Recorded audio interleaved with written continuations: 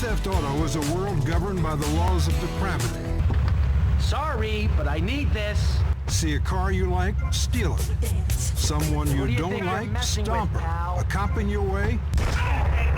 Blow him away. There are police at every turn and endless opportunities to take them down. It is 360 degrees of murder and mayhem. Slickly produced, technologically brilliant, and exceedingly violent. And now it's at the center of a civil lawsuit involving the murders of 3 men in the small town of Fayette, Alabama. They were gunned down by 18-year-old Devin Moore, who had played Grand Theft Auto day and night for months. Ah, yes. A tale as old as time. Rockstar Games and video game controversy. Name a more iconic duo. It barely seems like a pressing issue in our day and age, what with a constant flood of graphic, high-octane violence and intense graphic imagery being fed to us from all angles in the entertainment industry. But there was once a time where a serious, heightened concern was brewing over just how much is too much when it comes to violence and suggestive content in video games. As far back as the 1970s, video games were the subject of public scrutiny for their presentation. The arcade game known as Death Race is often heralded as the original video game controversy, as it contained a system of point accrual by running over these gremlin characters who emitted a pained "argh" when struck by the player. That's right, it was this interaction that shocked people enough to get up in arms, causing enough panic to force the game cabinet manufacturer to pull the game from arcades and stores around the country. It's often seen as a novelty item now, because of the sheer absurdity of it all we now get to establish from our modern retrospect. But this is an interesting starting point for the cause, and it wouldn't be long before parents, and more importantly, politicians, began to take notice of this rising trend. By the time the 90s rolled around, video games had successfully integrated themselves into the typical American family's household. Alongside their VHS players and boomboxes, most kids had access to a 5th generation console that could play both 2D sprite and 3D polygon based video games. Marketing campaigns could now broadcast during daytime television, and trending cheat codes and discovery magazines were mailed to everyone who subscribed after their first visit to a Blockbuster to rent a new release. Thanks to this new highlight in the public eye, it was easier to pick up on the good, the bad, and the ugly in regards to video game content. Almost like a setup to a bad joke, the gaming industry was introduced to 3 high-profile controversies consecutively, beginning with the releases of both Night Trap and Mortal Kombat in October of 1992. Each of these games managed to light a fire under both parents at home and in the US federal government, as one portrayed raunchy sexual undertones and the other intense physical violence. The backlash was enough to get Night Trap banned from store shelves, and following the release of the original Doom in December of 1993, both that game and Mortal Kombat were the main subject of congressional hearings on the topics of violence and graphic content in video games. It became something of a boiling subject across the entire nation, and even the world, and the ramifications of these hearings changed the way that video games were advertised and even developed in the first place. The Entertainment Software Rating Board, or ESRB, was formed as a direct response to threats imposed by the 1993 hearings. Without the existence of a voluntary organization to tighten the rope on the growing controversial content, a potential government-run organization would have been established instead, bringing with it all sorts of new debate and grief. This system became so ingrained in video game development and marketing that even today, if a video game doesn't have a stamp with this organization's logo on it, many licensed home consoles and other technology refuse to offer their platform as a service. At first, developers attempted to get around this by releasing PC ports of their video games, but the drastic public outcry as a result of many violent offenses in the late 90s and the negative press around the subject thanks to the release of games like Phantasmagoria cemented this program in video game creation for the foreseeable future, and now even generations beyond that. Without the logo and certification of the ESRB, the big dogs like Sony, Microsoft, and Nintendo will almost definitely reject your product. What's even crazier as an added layer tacked on to all of this is that even with the support of the industry added on by the ESRB and the active effort of retailers in limiting the sale of mature games to minors, there were still a handful of video game franchises that continued to push the boundaries of the system and remained harshly criticized despite adhering to the rules. The original Grand Theft Auto was released in November of 1997 on DOS and the Game Boy Color, and later on, the PlayStation in December of the same year. It was developed by Rockstar's Origin Studio, DMA Design, and published by BMG Interactive. Originally, the game was known as Race and Chase, and the game was meant to be played as a cop pursuing criminals through New York City. The demo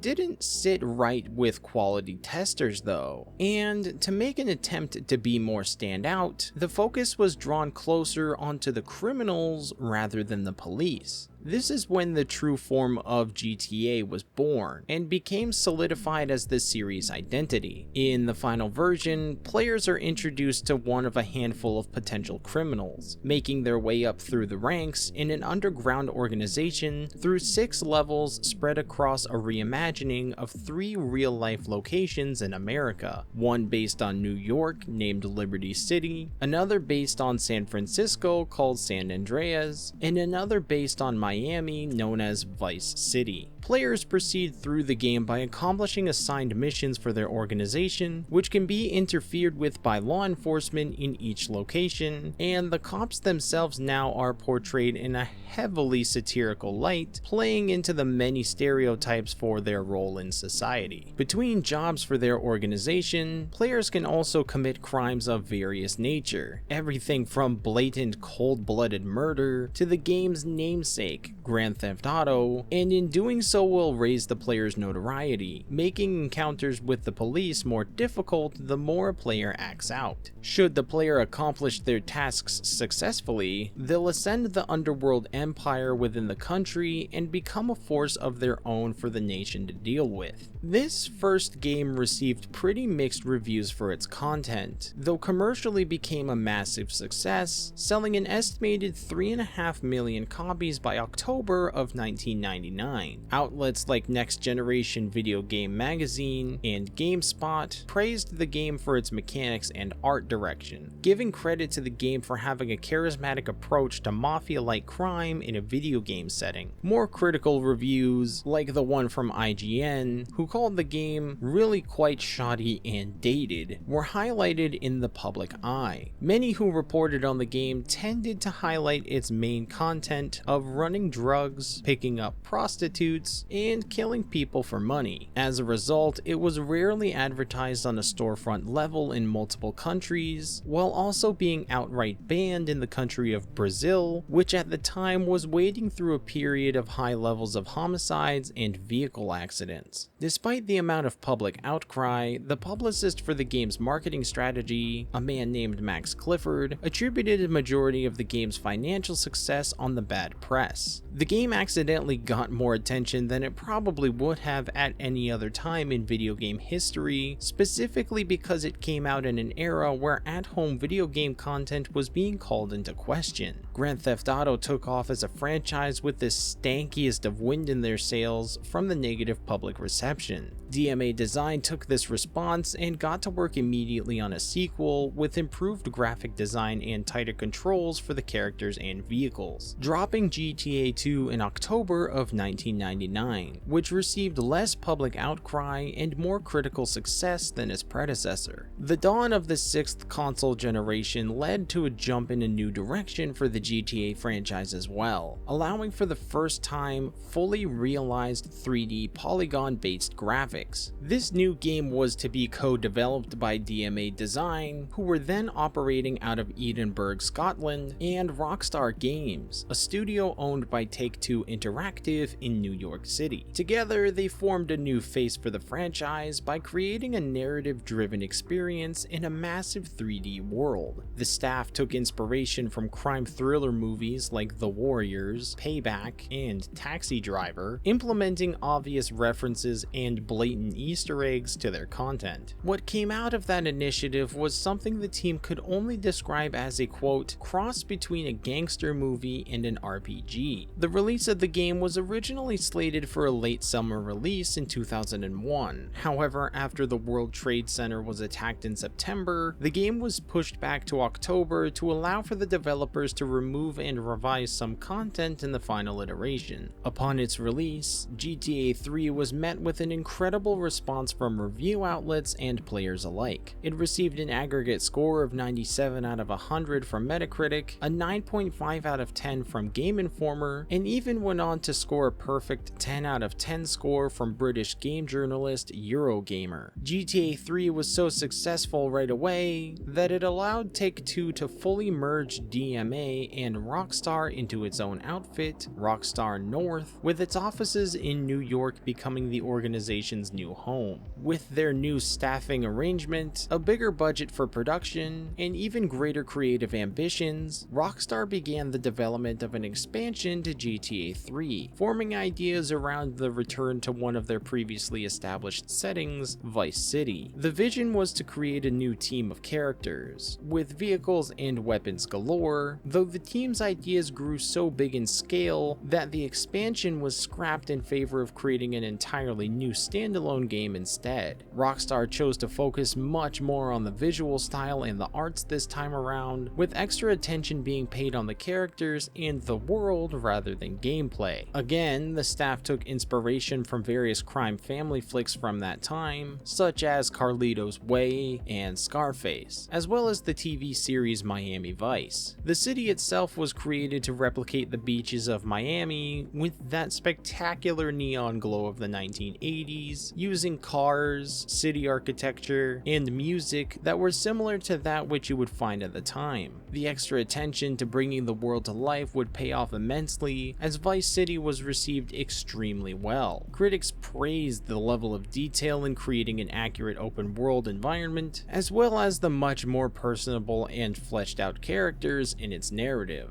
Riding off the fuel of their recent overwhelming success, Rockstar began plans for another entry in their franchise, one that would go down in history as perhaps the most influential in the series to date. With a budget of just over $9 million, development for San Andreas was expanded and innovated constantly in an effort to, as producer Leslie Benzies put it, revolutionize open-ended gameplay and video game production values. During concept design, the visual artists actually took a trip to the state of California, using real photography and modern street architecture as inspiration for their locations in the game. What was originally intended to be 3 separate city maps for the player to run around in became one huge gigantic map with all 3 locations linked together with highways and countryside. Additional focus was also put on a wider array of the game's main characters, with depictions of real people used in his cast. The rivalry of the Bloods and the Crips street gangs were directly cited as inspirations for the main feud of the game, that being the Grove Street and Ballas gangs. Carl Johnson, better known as CJ in the crew, is surrounded by such an interesting group of people with subtly complex personalities that take an entire game to unveil. The player also has direct control over CJ's image and style, making him as comically buff or as depressingly wimpy as they like. This game is given life by all of the incredible amount of heart put into it, from the creative and dark story being told, or the entertaining interactions between the player and the world. San Andreas truly marked a new chapter for the franchise, for Rockstar, and I'd argue even the world in video game culture.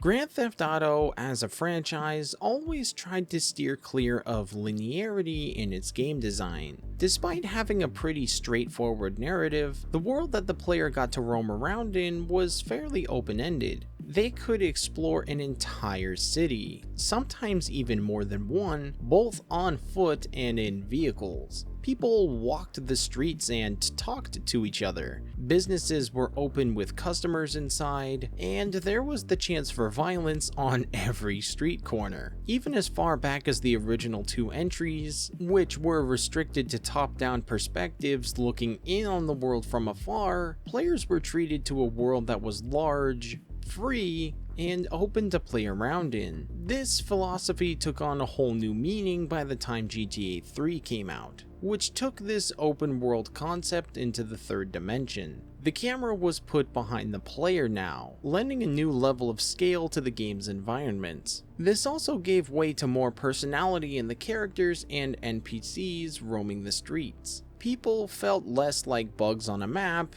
and more like living organisms within this world. Perhaps entirely on accident, this left an even deeper level of brutality when things went off the rails, like simple knockdown drag-out fistfights turning into full-blown gang violence in public spaces. San Andreas was able to fully take advantage of this new approach to world design, and it's noticeable in even the first region on the map. One of the benefits this game has from being centralized into street gang conflict is that you get to see the world from a very relatable point of view. Like, Carl isn't a part of a statewide multi-million-dollar mafia operation. He's just the brother of a guy who leads a family of dudes against another family of dudes, all beefing over the same street turf in a lethal pissing match. So when the player is dropped into the game and you're biking through town, hoping not to be spotted by members of the rival gang who have a score to settle, it becomes difficult not to get involved in a living, breathing world that feels incredibly volatile. It's really easy to feel like you're simply part of an ecosystem in San Andreas, which lends itself well towards being an immersive experience. Despite taking place across a whopping 3-city map, it's possible to become a relevant force in each of them simply by existing there. Without Carl being a part of the Grove Street families, the gang warfare would remain stagnant in Los Santos. San Fierro was an easy target for drug trafficking and weapons smuggling, none of which would have been exposed without the player's inclusion in it. Las Venturas is a sneaky and raunchy gambling district filled with all the spoils of humanity's greed on full display for the player to willingly walk in and either enjoy and take part in, or to take advantage of the system and conquer it.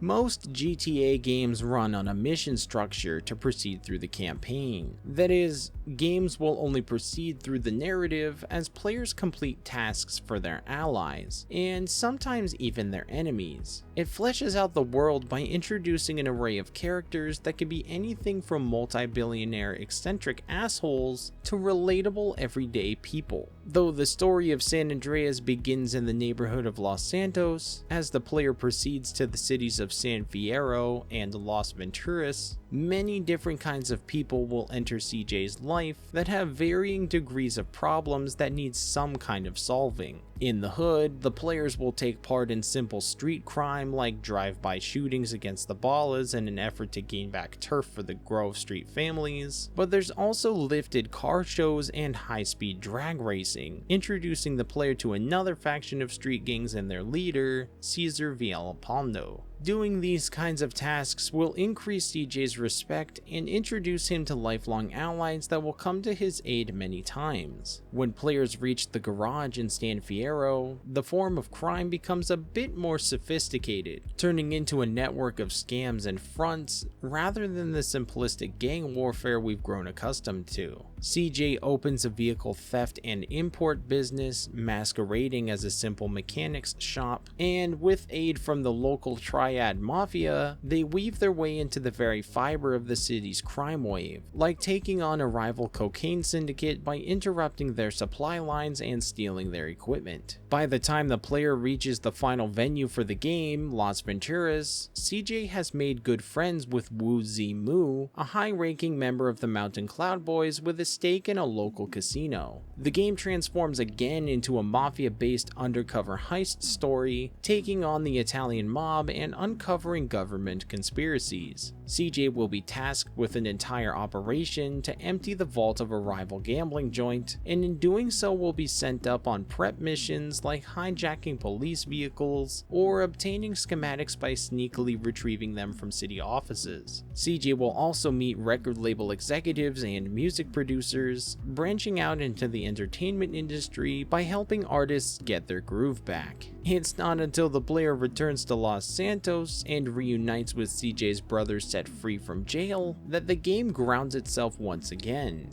getting a wake-up call from the Grove Street families and reminding CJ why he came back to San Andreas in the first place. The heat gets dialed up to 11 as the player gets engulfed in a surge in street crime, reacting violently to the release of the corrupt police officers that have been bullying CJ and his crew the entire game. The player will get tasked with expanding territory and winning back members from the Balas and the Vagos by starting shootouts and gang wars. And although this game is capable of introducing many different playstyles, with more than a few one-off gimmicks to keep the player engaged, is solid, and there's a pretty standard baseline of murder and carnage, so you can almost never predict where the game wants to take you next, and honestly, it's better off for it. San Andreas, as an interactive experience, particularly shines in giving a mountain of customization options to the player taking control of CJ, our main character and protagonist of this story. While CJ is a person that obviously has his own personality to him, with a specific speech pattern and likes and dislikes, and makes his own narrative choices throughout the game, the player can take full pride in how they present themselves by purchasing new clothing, accessories, vehicles, and even how he eats and works out.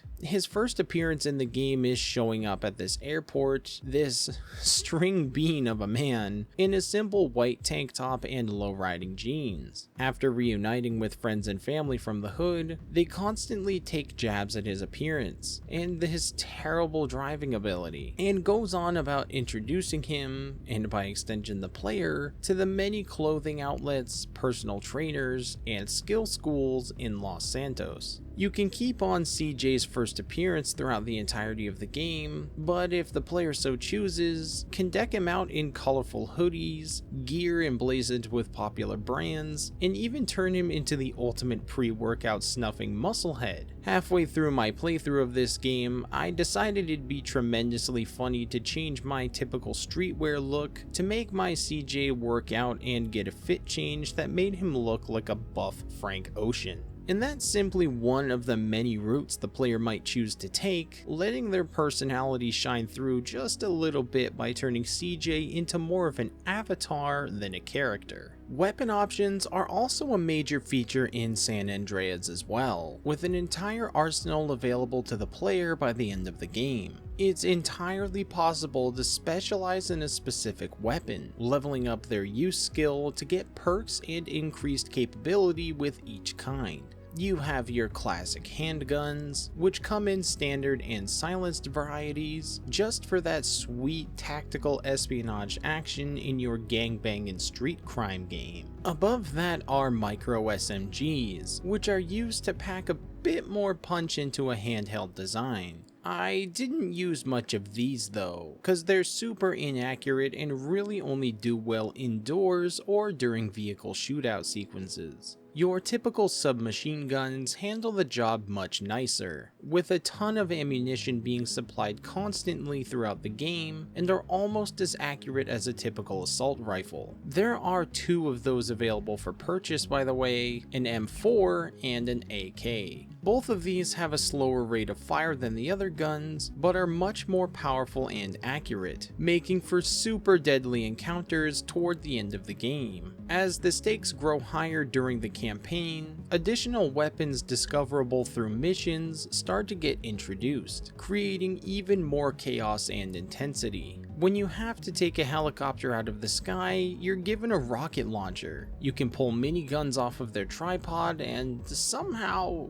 take them with you for future high-stakes gunfights. The game also has a select number of melee weapons you can wield as well, and as long as your muscle stat is high enough, you can really tear into these fools pretty easily. With everything from a regular old baseball bat, to this manic-inducing chainsaw, to even the odd neon pink dildo. Another particularly notable addition in how the player interacts with the world is the sheer overwhelming number of vehicles available for use. There are way too many different kinds of cars. You have your standard 4-door sedan, also available in 2-door compacts. You have SUVs that chug right along, but are perfect for drive-bys or rundowns. There are 4x4 trucks you can use for off-terrain exploration or dirt road chases. Every kind of biped you can imagine, such as the simple pedal-powered bicycle, all-terrain dirt bikes, or sport, cruiser, or touring motorcycles.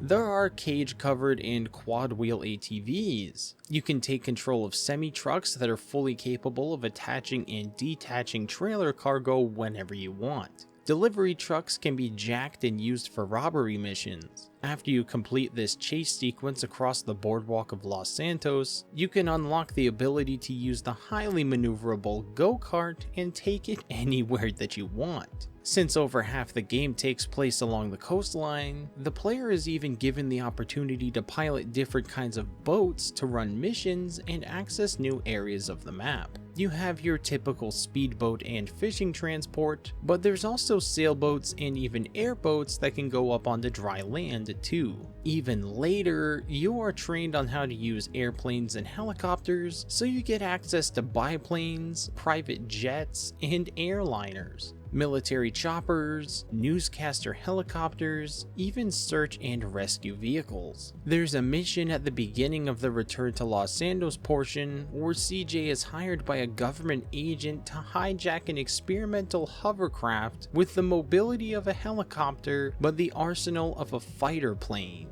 Each of these vehicles provides something distinct to the player, whether it be speed, toughness, or a unique function to complete a mission or challenge. There's an entire racing gauntlet the player can take on if they so choose, unlocking new vehicle types and customization options that are available in the mod shops throughout the map.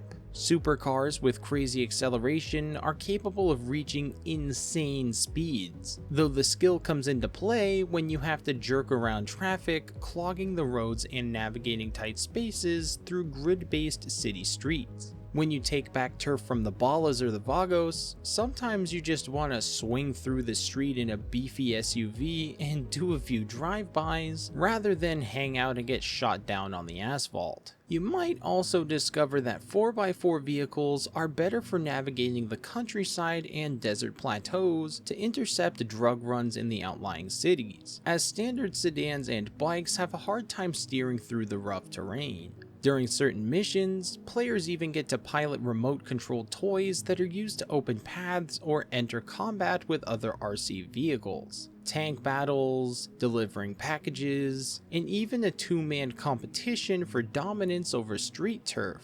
Just don't get me started on trying to control these things. Seriously, man, I'm getting intense PTSD flashbacks on trying to complete those missions for Zero in San Fierro. These otherwise completely straightforward combat missions would have been so much easier if the damn planes actually flew correctly. But I was always crashing into stuff, blowing up my planes by just making turns incorrectly. I mean, look at this shit, dude.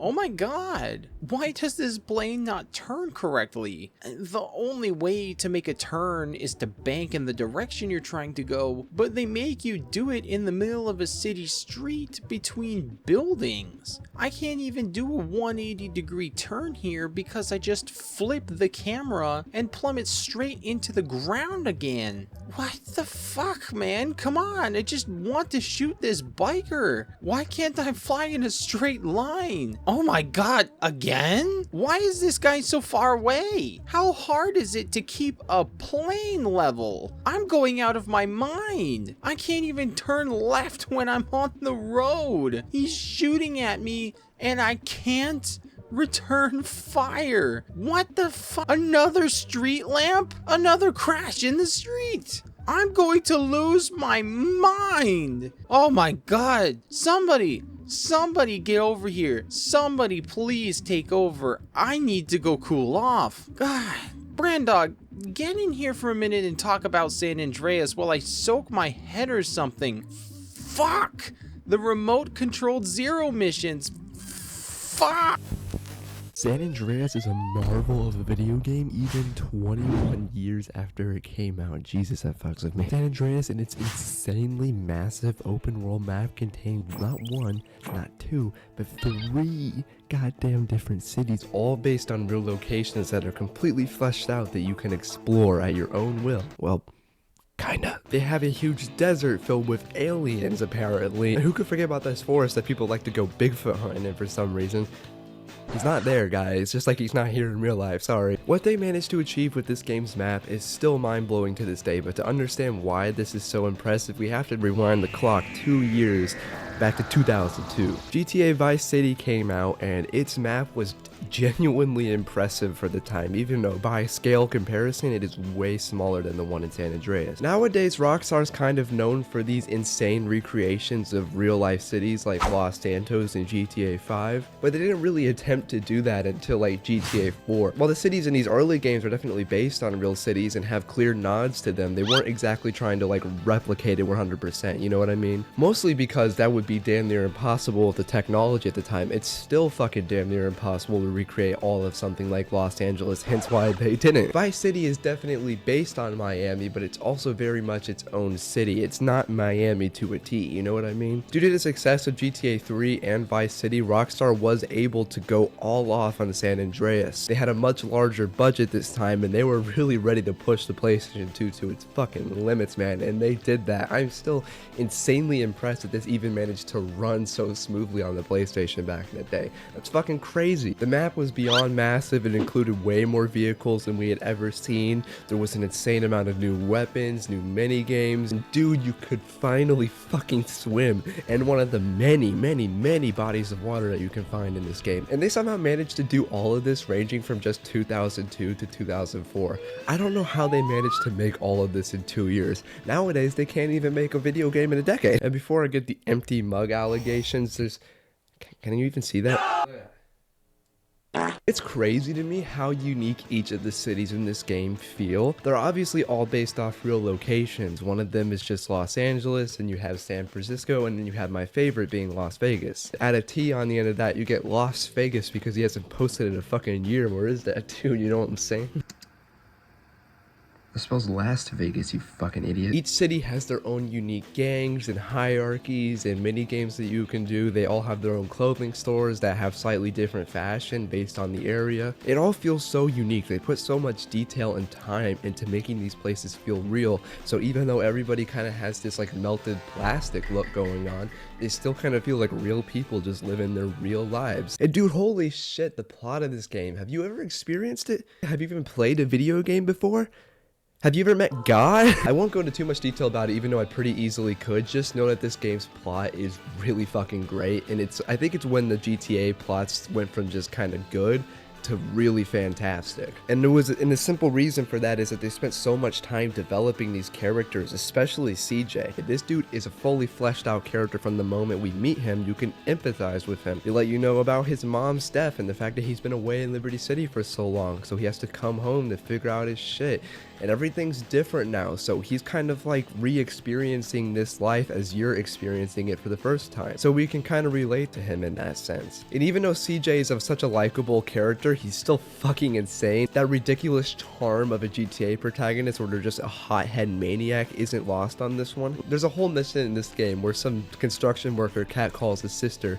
So instead of just going there and kicking his ass or something, you go there while he's taking a shit in a porta potty, push the fucking porta potty over into a hole, and then bury him with cement. Jesus Christ, CJ, you're fucking insane, dude. Maybe I'm worse than him in this scenario though, because it took me a fucking second to get his ass into that hole. What? I don't know what was happening, dude. I was just struggling, and then for a second I tried to use the crane because I thought it would be like magnetized and could pick the porta potty up, but it just slammed into the porta john over and over again. I probably crushed every bone in that guy's body before I buried him. Sorry about that, dude. Without this game's narrative, I genuinely don't think that they would have been able to go on to make GTA 4 and also Red Dead 2, which are two of their best narratives ever in my opinion. Even though this map is massive, you're only allowed to explore what it wants you to at a certain time. You have to kind of unlock it as the game progresses, which can be a mixed bag in some scenarios, because sometimes you just want to explore or go do something specific in a different city in the early game, but you fucking can't. You gotta play like 30 missions before you can get to that point. But it's also really cool and really satisfying to unlock new parts of the map as you progress. This is one of my favorite things that older Rockstar Games used to do. That's not to say it's impossible to get to these other places early in the game though. You definitely can, but you'll immediately get hit with a wanted level. And sure, you can get rid of that using the cheat codes or whatever. This game's cheat codes are fucking awesome, by the way. Bring that back.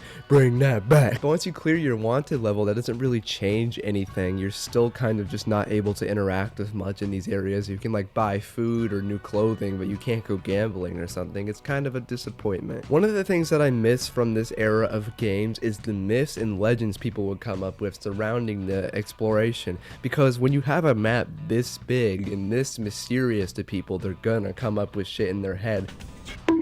Sometimes it gets kind of spooky and eerily quiet in this game, and you get this feeling that you're being watched. Hence why so many spooky myths came up over the years. People claim to have spotted Bigfoot or Jason Voorhees. Of course, just about all of these myths turned out to be complete nonsense, and if they did exist in the game, it was usually just some kind of glitch. Like, I'm pretty sure ghost cars turned out to be a real thing, but that's literally just because the spawn radius of cars is kind of weird, and sometimes they'll just spawn in the middle of nowhere. And that's just one of the many reasons why this game is so special. Now, if you excuse me, I think I'm gonna get back to Bigfoot hunting, okay? Oh shit, he's right there, isn't he?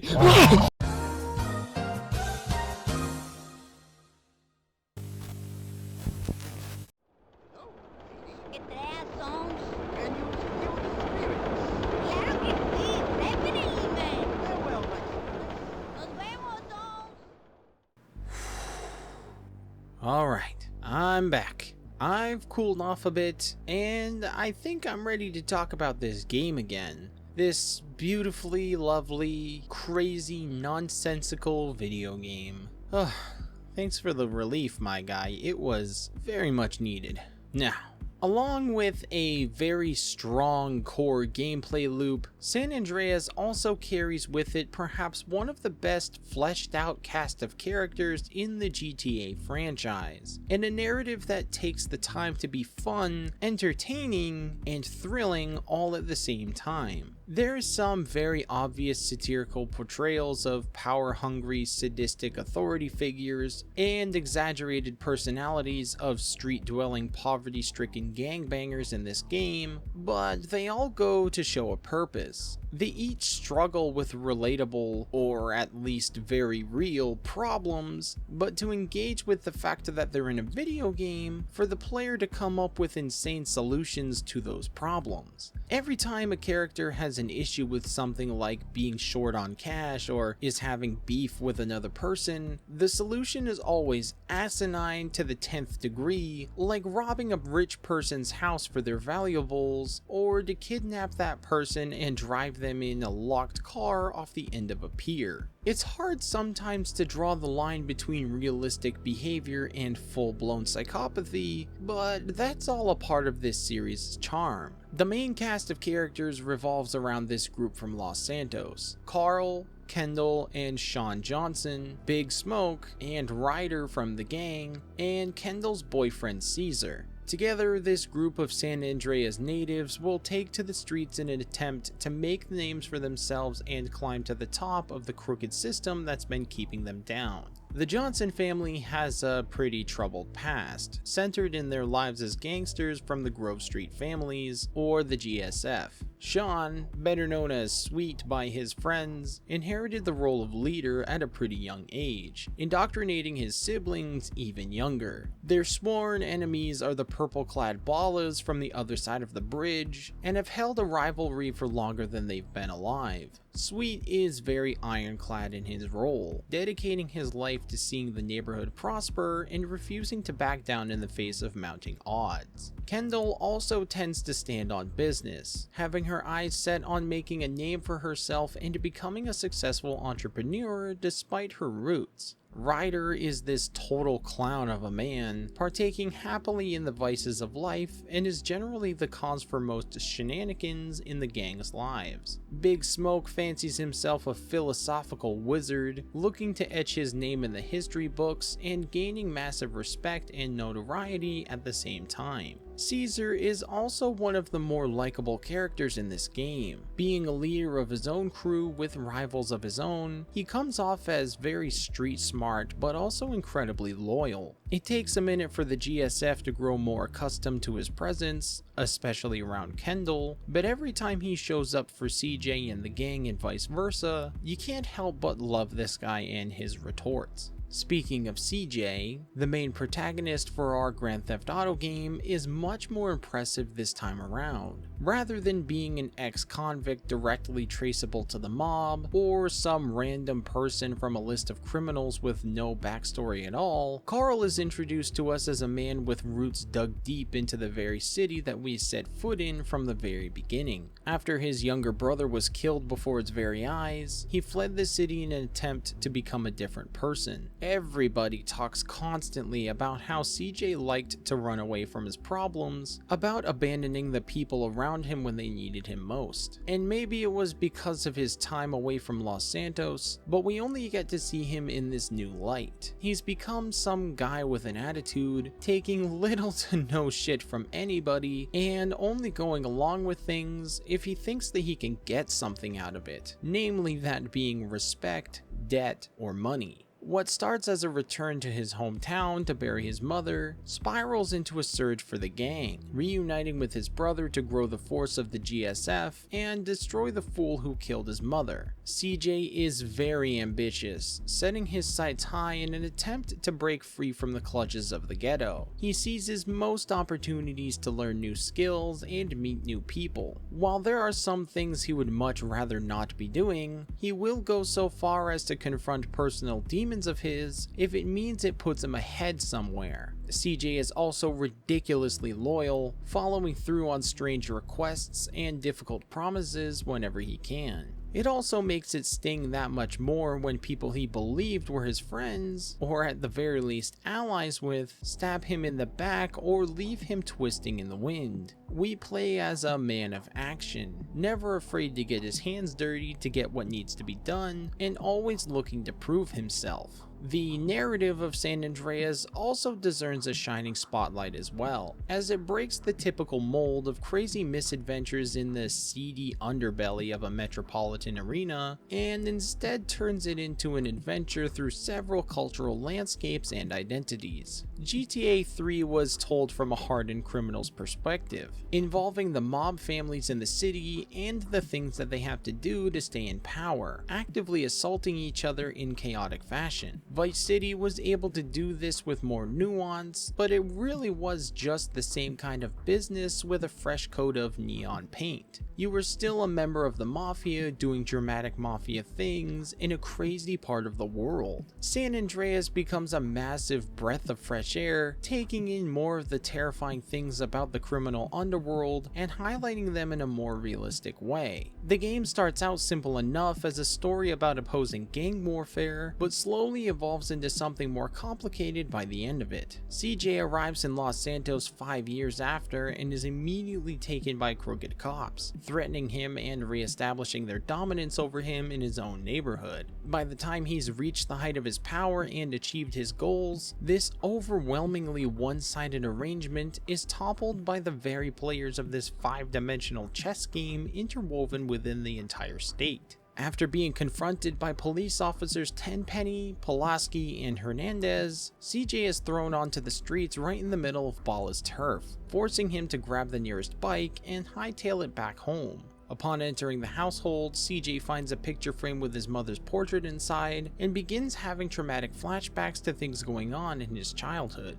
He's greeted with the business end of a baseball bat and Big Smoke appears, nearly taking CJ's head off before recognizing him and taking him to the cemetery to meet up with his brother and sister. Kendall greets him appropriately, with sorrow for their past mother, but when Sweet approaches him, they immediately break out into a fight, with Sweet attacking his brother for having left the last time somebody died. CJ begins to understand that things in the neighborhood have grown unruly. The GSF aren't nearly as relevant as they were before, with the Ballas having taken up a lot of territory and a newly introduced crack syndicate making its way through the city. So CJ begins taking up tasks from his crew in an attempt to regain some of their former glory. He travels out with Sweet to start spraying spots in the city with GSF tags, taking down some crack dens with Ryder, and hitting up the local Cluckin' Bell with a ridiculously large order on Big Smoke's dime. CJ even reunites with an aspiring rap artist named Jeffrey, or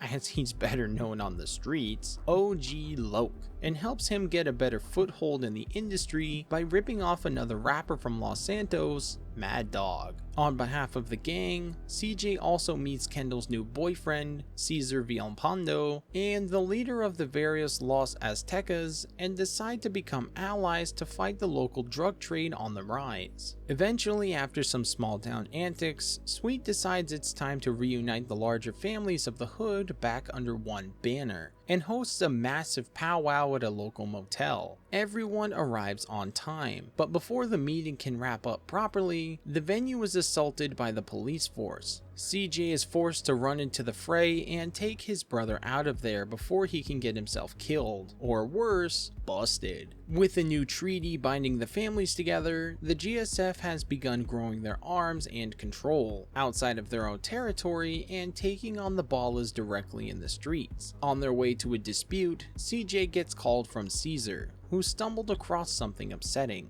Together they watch as Tenpenny's squad, a crew of Ballas, and a green car being driven by Big Smoke and Ryder emerge in the city. In complete shock and unsure what to believe, CJ realizes that his gang is likely walking directly into a trap. At the shootout, Sweet has been injured and more thugs are closing in fast. With the remainder of the GSF at the fight, CJ takes them on, mowing down Ballas until a police task force move in to defuse the situation. CJ and Sweet are taken into custody, with Tenpenny picking up CJ and his brother being taken to the precinct after his injuries are taken care of. In the countryside outside of Los Santos, CJ is abandoned in a trailer park, stripped of his weapons and possessions, threatened with his brother's safety if he doesn't comply with the cops' demands. Kendall and Caesar meet CJ in this place, where they begin to formulate a new plan of action. Working with some of Caesar's family, specifically his cousin Catalina, Carl begins pulling several low-stakes crimes to develop a new cash flow, while at the same time keeping Tenpenny's unit at bay to keep Sweet alive. Eventually, CJ is introduced to Wu Zimu, a high-ranking member of the Mountain Cloud Boys Triad branch. After proving himself insane several races across the countryside, he's invited to their headquarters in San Fierro for some more work.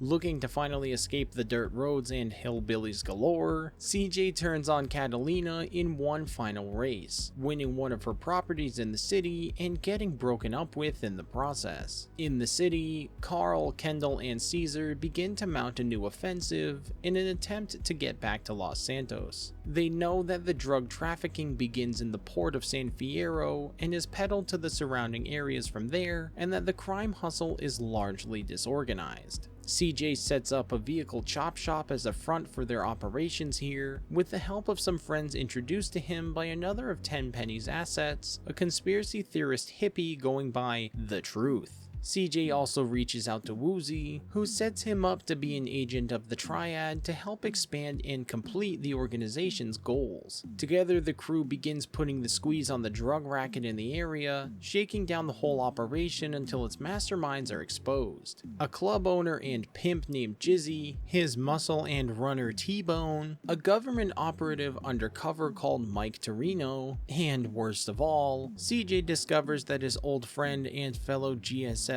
gangster Ryder is a regular customer and helps bring the blow to Los Santos. CJ infiltrates the operation by posing as New Muscle, an odd jobber for Jizzy, transporting his women and roughing up would-be entrepreneurs on his turf. Eventually, he gains a thin layer of trust from the crew until he's in an advantageous position, and begins wiping the leaders out one by one until he's able to provoke a meeting between the government agent and T-Bone and Ryder. T-Bone is finished off at the pier, and CJ chases Ryder into the harbor on speedboats until he's able to unceremoniously destroy one of his closest friends. Thanks to some help from Woozy, CJ is able to blow Torino's helicopter out of the sky during a chase, and the Mountain Cloud Boys re-establish themselves as the dominant crime syndicate in the city. Caesar and Kendall also enact a plan to set up an importing and exporting business in San Fierro, using the garage as a shielded headquarters to their organization. Before long though, trouble rears its head again as CJ is beckoned to the desert by an unknown force with supposed intel on his brother, who remains locked up in prison. The mask is taken off quickly as Torino formally introduces himself to CJ, having inexplicably survived his helicopter crash, and is out to make CJ his new regional mule for his federal operations. Carl has upset the balance of power in the region in an irredeemable way, and is going to have to work for Torino to fix it, or harm comes to either of his siblings or himself.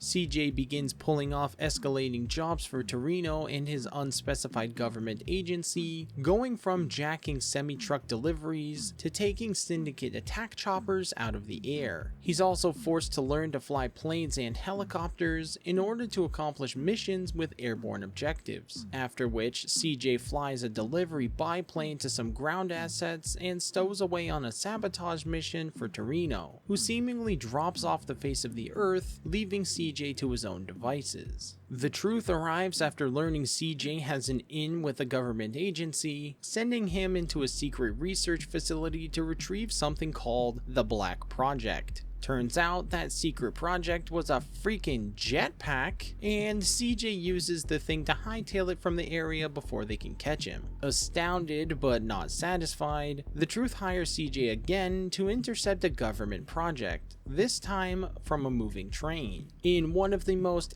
asinine sequences in the game, CJ must use this clunky ass jetpack to fly onto the train cars, eliminating the soldiers as he goes and opens each of the containers until he finds it, the green goo. What is the green goo, you may ask? Don't know. It's never explained. But it makes the Truth happy, and Carl gets to keep the jetpack, so I guess it wasn't all for naught. Before he can even get any answer as to what it might be, CJ receives a call from Woozy asking him to stop by his newest acquisition, a top-of-the-line casino in the gambling capital of San Andreas, the city of Las Venturas. So CJ packs up with new connections and skills having been made, and ships himself over to see what all the buzz is about. When Carl arrives, Woozy explains that he wants him to be one of the co-owners of the new establishment, as a way to thank him for his contribution to the Triad and to deepen their current relationship. Things would have been set up already, but it turns out that one of the rooted casinos in the area are run by the Italian mob, and aren't taking kindly to the Triad's sudden deployment into the area. Having some connections to the mob thanks to his time spent in Liberty City over the last 5 years, CJ decides to infiltrate and uproot their operations so that the Four Dragons can settle in for business. First, he interrogates an employee of one of the rival casinos by strapping him to the hood of a car and driving him around town.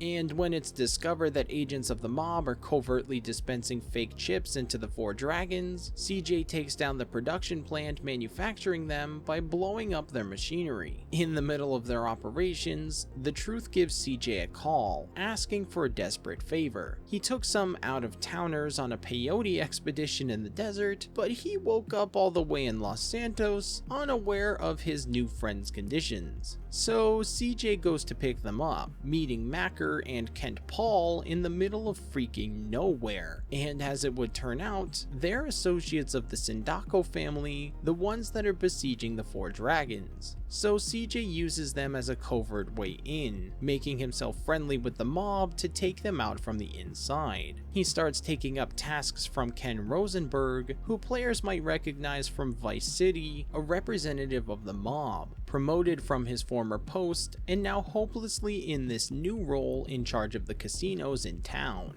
CJ rescues a member of the mob from hired assassins, and when the boss comes to town, intercepts a hit squad meant for him. All the while, CJ is discovering the ins and outs of the casino, manipulating the employees to find weak spots to exploit in an upcoming heist to bankrupt the mob. Tenpenny and his team also make another grand appearance, having decided CJ has no more use for them, force him to complete one last job that ends with them attempting to bury CJ and a traitor in the desert. Carl's able to get out from underneath their oppression by chasing and shooting down Officer Pulaski, much to Tenpenny's displeasure, but officially goes into hiding pending a trial he's involved with. After some more absolutely insane action sequences, like hijacking a plane and flying all the way back to Liberty City to take out a rival gang targeting the Sindacos in Las Venturas, CJ assists Woozy in pulling a thoughtfully planned out heist to rip off their casino and putting them in a losing position in the business. CJ decides he finally needs to return to Los Santos after rescuing a rapper from the hood from killing himself in the middle of an intoxicated stupor, and upon arriving and taking back the rapper's mansion from drug dealers and coke fiends, is enlisted by Agent Torino for one last gig, stealing another agency's secret weapon during transport. For completing this task, Torino rewards CJ by having his brother Sweet released from prison, and so the two reunite on the streets of their hometown once again. Though Sweet is unimpressed with CJ's recent achievements, as very little of it actually benefited Grove Street, and instead, as he puts it, the selfish ambitions of a runaway gangster. Through some pretty harsh tough love, Sweet slowly manages to change CJ's mind about life in Los Santos. Though CJ's dreams lay high in the sky, with his new celebrity friends and big-time crime syndicate associates, his heart still belongs to Grove Street. So the two begin cleaning up the streets, destroying many drug dens and taking back territory around the city for the gang. Sweet and CJ begin the reorganization of the GSF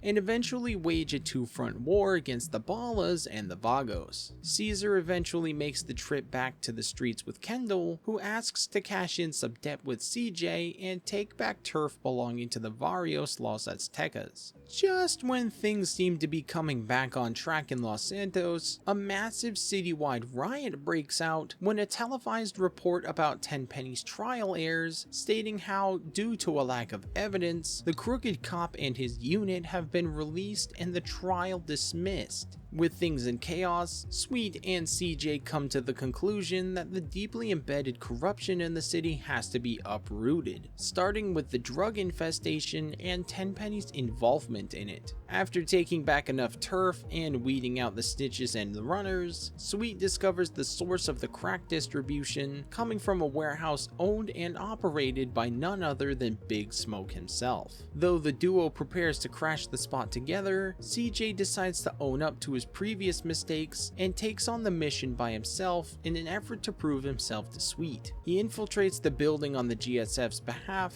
and is forced to take out the big man in a crazy shootout in his new luxury apartment. Tenpenny ambushes the hit, but fails to kill CJ and attempts to flee. CJ and Sweet chase Tenpenny through town, who's commandeered a reinforced fire engine. During this climactic pursuit through the burning and ruined streets of Los Santos, the pair continually try to destroy the vehicle, but to no avail. It isn't until Tenpenny loses control of the vehicle and crashes it over the side of a bridge that the chase finally lets up, and the officer has very easily seen better days. He crawls out onto the street, defiant to the very end. He gives up eventually, succumbing to his injuries at the feet of what remains of the Johnson family, Caesar, and the Truth, all used and manipulated to sate this one man's greedy ends. CJ declares his freedom with a send-off to the man before leaving his corpse next to his attempted escape vehicle. Sometime later, following the repair of the city, CJ and his family discuss where they should head next. Situations all across San Andreas need attention, from the constant turf war between the Ballas, Vagos, and GSF, to the importing and exporting business, plus the drug running still afoot in San Fierro, as well as the gambling racket just as booming as ever in Las Venturas. There's still plenty to take care of everywhere they look. While Kendall, Sweet, Caesar, and CJ all discuss where to put their attention to first, the Johnson house becomes a room for celebration as the rapper that CJ helped in Las Venturas and the Truth's friends emerge, declaring that his return to the industry album has officially hit gold status. Carl suddenly leaves before the celebration gets too crazy though, deciding instead to maintain the status quo by checking on the streets of his home one more time. Probably more than any of the others in this era of Grand Theft Auto games, San Andreas strives harder to tell a personal story to that of the protagonist. It actually cares about the relationships between its characters in a way that reflects a friends and family representation. Each character has a way to network to another, making the world feel much more fulfilling and satisfying. CJ, of course, has his family and street gang, with Sweet, Ryder, and Smoke all being there together. But as you get farther into the story, you realize the 5-dimensional chess game at play just by discovering that Ryder and Smoke were actually triple agents working with the GSF, the Ballas, and the Crash Unit. Ryder was the person in charge of getting drugs in from the Loco Syndicate in San Fierro, and Big Smoke helped distribute the drug trafficking in Los Santos with Tenpenny's assistance. This web of characters grows more and more complex, and suddenly you realize that CJ, rather than being one of the spiders weaving the narrative, is actually just a fly caught up within it, forced to navigate a terrible and sticky situation in an attempt to find a way out. Characters reveal themselves and their true nature slowly, and while some plot threads are definitely paid off in much more satisfying ways, you can truly sit back at the end and just see how complete the final picture is when it's all said and done. But perhaps more than anything, seeing CJ's growth as a person, coming from the buster runt of the litter and the first to run away from a conflict, to a successful gang representative and industry entrepreneur, is one of the most satisfying character arcs ever to be in this now expansive GTA franchise.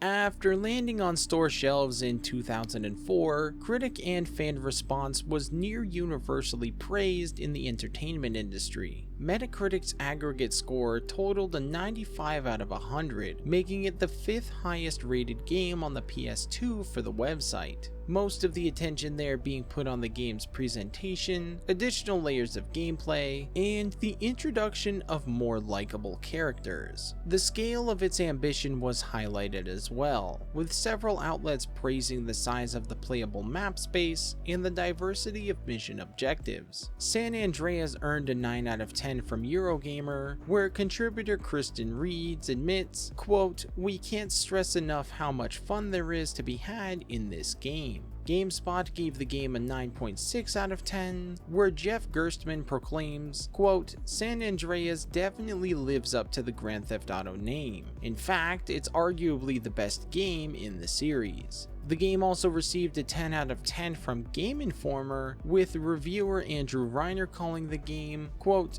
"entertainment at its best," in his article. Many reviews were excited about the depiction of 90s style and culture in the game, with brands and music coming across as nostalgic and representative of the mindset that people had at the time. Most notably, a wary gripe that pre-release critics had about the game was the included responsibility to take care of facets of CJ's health. In addition to his HP bar, the player had to take care of his weight, hunger, stamina, and other personal attributes, though this was quickly dropped post-launch, as reviewers stated that it rarely got in the way and even added to the game in some regards. Perhaps one of the biggest factors attributing to the game's success was its diversity in mission structure. In the 2 PS2 titles leading up to San Andreas, a lot of the missions revolved around the same kind of ideas. Generally, you were either stuck in a vehicle driving somewhere, sent to kill a person or group of people and then get away from the inevitable pursuer, or you were transporting something valuable somewhere else with increasingly higher stakes, accompanied sometimes by like a stealth element or something like that. The shakeup in level design changed a lot in Vice City, but it really came to fruition in San Andreas, and it was definitely a topic of conversation when the game came out. Barely any 2 missions look the same or end up with the same results as you complete this game. Chases and escort missions will still occur, but whereas you might have to kill someone in a chase in the first half of the game, in the second half, the game will make things more difficult for you by instead needing the player to bring that car to a halt and take it over instead, as the person inside is a VIP or something like that. Praise was also levied upon the open world aspect of the game, with the changes in scenery constant and pleasant. The cities felt more lived and lived in, and the graphical upgrade between Vice City and San Andreas alone was a massive draw to many players. This game isn't without its fair share of criticism, however, as it was still limited by the PS2's hardware at the time, and there was still plenty of room to grow. Notably, a repeating issue of object and character pop-in was largely universal upon the original PS2 launch of the game. While cities and landscapes could easily fill up with the vehicles and NPCs going about their business, it took some time for them to actually appear, and the players often found wandering around in each area in search of a vehicle to begin their objective. After getting ejected from Los Santos, another repeatedly occurring issue would begin to be noticed, and that was simply that events and mission triggers would activate incredibly far distances apart from one another. In the countryside, sometimes you'll begin a mission in a small town, like a bank or a store robbery, that inevitably ends up going sideways and the characters are forced to flee. This will take the player all across the region on a chase sequence, and by the time the player finally catches up, they're stuck in the middle of nowhere and have to trek all the way back in order to begin the next mission. And if the player failed at any point during the mission, either by letting assets escape or somebody gets killed, they'd have to completely start over by traveling all the way back to the original mission marker. This admittedly was one of the first things that they fixed in later ports of the game, having the player given a restart screen that simply restarts the mission over from the beginning cutscene instead, which was helpful, but at release this didn't exist, causing criticism for their initial release. Another subject of contention at release was the game's portrayal of race, stereotypes, and satirical takes on pop culture from the time. Rockstar makes an active attempt to comment on historical phenomena in each of their games, critiquing the actual choices and events that occurred in real life through their depiction of it in-game. In GTA 3, Claude is used as a vehicle to portray 2000 city street crime, and in Vice City, Tommy becomes another glorified actor in a neon-soaked 1980s coastal mafia movie. In San Andreas, CJ not only acts as a depiction of stereotypical youth in a crack-ridden ghetto, but also as a self-made man gaming the corrupt system to indulge in cultural vices. Rockstar reconstructed a densely packed commentary in San Andreas' narrative. This is portrayed by the many references to the brutal assault of Rodney King by a police force in 1991. For those of you who don't know, Rodney King was a black man who was detained and roughly beaten following an extended high-speed chase through Los Angeles. The officers involved with the incident were initially acquitted of their charges by a jury, leading to a massive citywide riot that lasted 6 days. Buildings were destroyed, vehicles were burned, over 2,000 people were injured, and 63 people died. The entire incident estimated a near $1 billion loss for the city. Sound familiar? These are the events depicted at the end of San Andreas, after CJ gets sweet released from prison and Tenpenny is acquitted from his trial. Combined with a glorified representation of Rodney King's assault and the Rampart scandal, the game also chooses to exemplify the intensity of the crack cocaine epidemic during the late 80s and early 90s. Situations like this are often shown to us through really sleazy action films that take place in hot and humid parts of the world with tropical aesthetics. Stuff like main characters taking risky visits to cartel strongholds and desperate situations enacted by desperate people. San Andreas is hardly any different from any of those, though it chooses to actually add in a splash of hope, perhaps a not so funny message in a pretty unserious game. A Rolling Stone expose from 1980 dove deep into both the visible and unspoken facets of the sensation, not only explaining how simple it was to simply obtain or create the drug, but also the kinds of people and suspecting trafficking methods being used to spread it in the country and beyond. Dozens of cities, including Chicago, Philadelphia, Houston, New York, Detroit, and especially Los Angeles, saw an uptick by nearly 12% in crack-related hospitalizations and emergencies by 1985. And then by 1987, it was estimated to have been available everywhere in the United States, save for potentially 4 states in the center of the country. With this kind of accessibility and the disparity it caused in real-life locations, the representation of it in media and pop culture became especially toxic. Specifically in low-income, and notably for this video, African-American neighborhoods, this stigma would be highlighted for decades to come.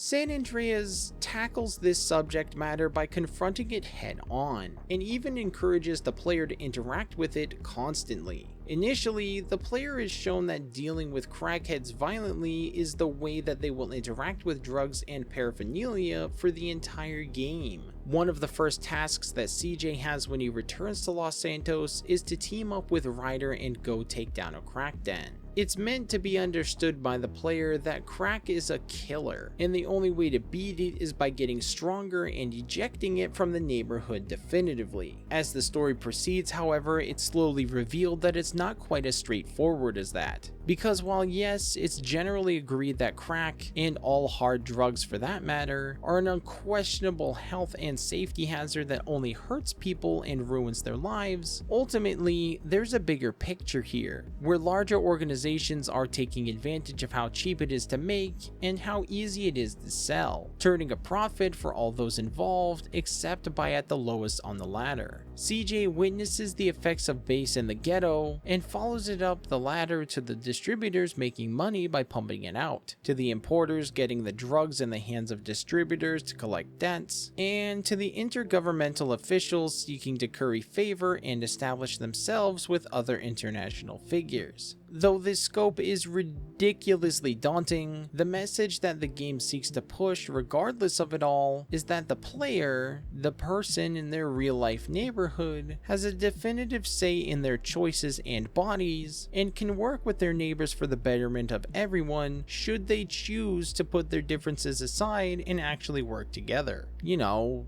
like a family. Within its first week, San Andreas would sell a landmark 4.5 million copies, outpacing its predecessor Vice City, both by copies sold and in time frame. Rockstar's triumph, alongside Bungie and their release of Halo 2 just a month later in November, created a massive fourth quarter surge in the industry, introducing over an estimated $400 million in growth revenue by the end of the fiscal year. In the UK, San Andreas went on to sell over 670,000 copies, setting the record for highest amount of a video game sold during a weekend, and then over a 9-day period became the nation's fastest selling video game at over 1 million copies by the end. San Andreas became 2004's best-selling game, garnering an estimated 5 million copies sold in the United States by the end of December. Rockstar went on to collect a wide array of accolades at multiple award ceremonies later in the year. At the Golden Joystick Awards, it earned the Most Wanted for Christmas award in 2004, and in 2005, it won the Best Soundtrack, Hero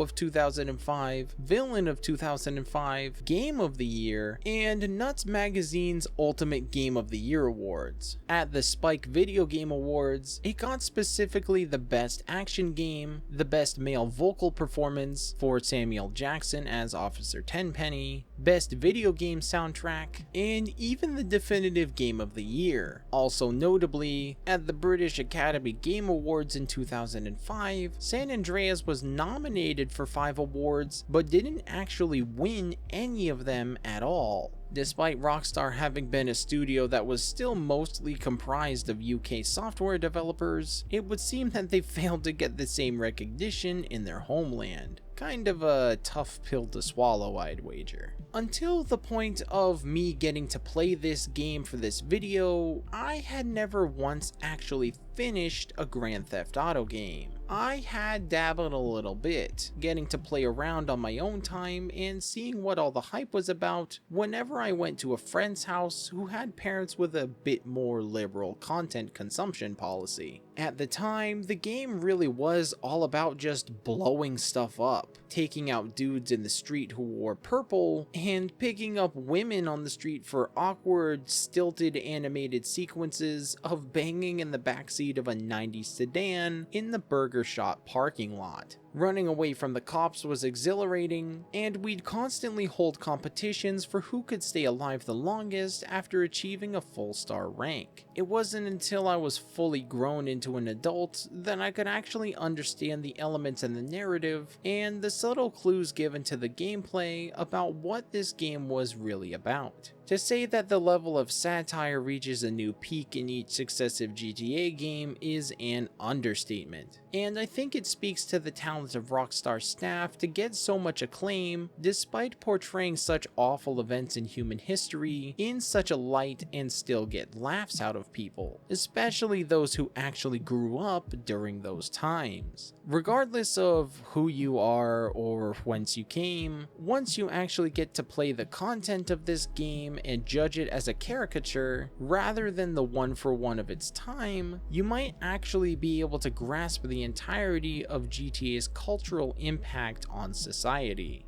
I want to thank you all very much for watching. I appreciate each and every single one of you. If you liked what you saw during this video, remember to drop me a big old thumbs up and consider hitting the subscribe button for future videos just like this one. Remember to stay awesome and to be kind and rewind. Have a wonderful night. Excelsior.